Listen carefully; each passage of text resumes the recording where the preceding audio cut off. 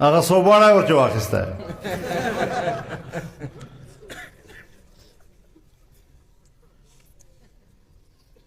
دغسې د الله تعالی څوک نه دربدره کوي لکه دوی چې دربدره اصلي خو یې لاګړبېدی خو د بیټ نه پس لږ زړور غونتی شو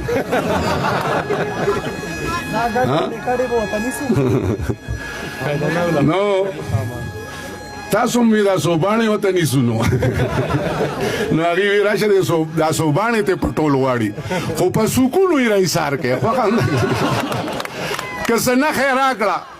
یا دیچکي او یا پتیله خو دې سر لیوله رابغه و که هېڅ نښې رانکړه زموږ دا سوک ټیک دی صحیح ده نو انشاءالله زما محترمو ډېر خلک به تاسو ته وایي دی به تښتي دی به تښتي دی به تښتي چې کم تښتېدل تښتېدلي چې کم تښتېدل چې د چا شا کمزورې کمزورې وي هغه تښتېدلي دي